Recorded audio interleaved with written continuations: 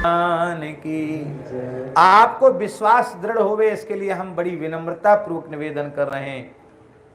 2000 में मलुक जयंती हुई थी, सन 2000 में दास को मनाने का अवसर मिला।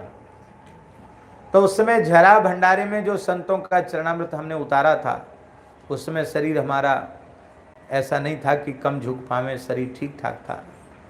तो जो संतों ने मिलकर संत चरणामृत उतारा था, महाराज जी कोई गंगा जल में नहीं, सामान्य जल में चरणामृत उतारा, कुआ के जल में, ऐसा समझो, बोरिंग के जल में।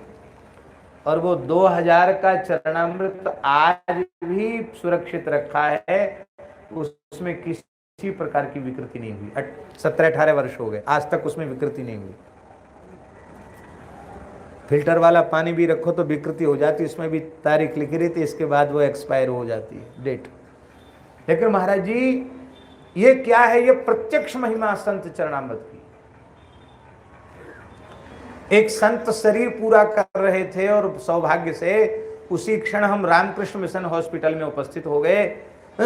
तो उनका अंतिम क्षण था और हम उनको, गौड़ीय संत थे, उनको हम मन में ऐसी प्रेरणा हुई तो संत चरणामृत लेकर के हम गए।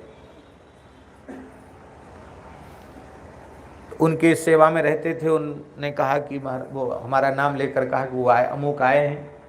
तो उनके मुंह से निकला क्या लाए हैं, तो हमने उनके कान के पास मुंह ले जाकर कहा संतों का चरणामृत लाए।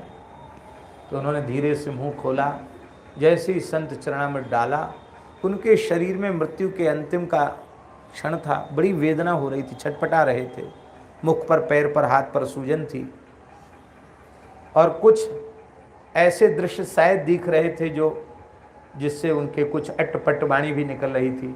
लेकिन जैसे ही संत चरणामृत मुख में गया, मेरे आंखों के सामने की घटना, कोई सुनी हुई कही हुई नहीं, आंखों के सामने घटी घटना, गोस्वामी जी तत्काल उनके शरीर की वेदना शांत हो गई और नेत्र तो बंद थे, नेत्र खुले नहीं थे, मुख प्रसन्नता से भर गया उनका, यहां से आंसू बहने लगे।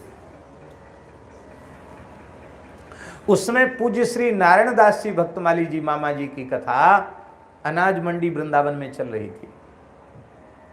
मामा जी से उनका बड़ा प्रेम था, उनका शरीर भी बिहार का था, गौड़ीय वैष्णव थे, नाम था श्री विपिन बिहारी दास जी, जिनकी घटना हम सुना रहे हैं। तो अब उनसे पूछा कि बाबा कैसा लग रहा है, तो उन्होंने क्या उत्तर दिया, उन्होंने कहा राधा रानी अष्ट सखियों के सहित सामने खड़ी है। क्या कहा, राधा रानी अष्ट सखियों के सहित सामने खड़ी हैं, अब बरसाना चलने को कह रही है। उन संत के देह त्याग के समय के शब्द थे। और उन्होंने एक बात कही अंत में, श्रीमन नारायण जी को बुला दो। तो श्रीमन नारायण जी कह पाए, माने बुला दो नहीं बोल पाए, श्रीमन नारायण जी, बस नारायण इतनी बोल पाओ, सही पूरा, माने भगवान नाम भी जिह्वा से उच्चरित हो गया। ये क्या था, ये अंतिम क्षण में संत चरणामृत जो मुख में गया, उसकी ये महिमा थी।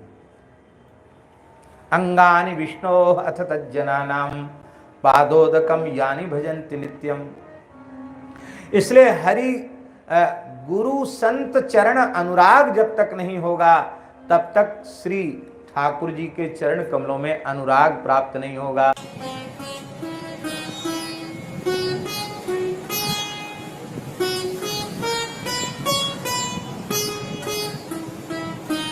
श्री सीताराम प्रतिदिन सत्संग एवं दर्शन के लिए श्री महाराज जी के ऑफिशियल चैनल को जरूर सब्सक्राइब करें।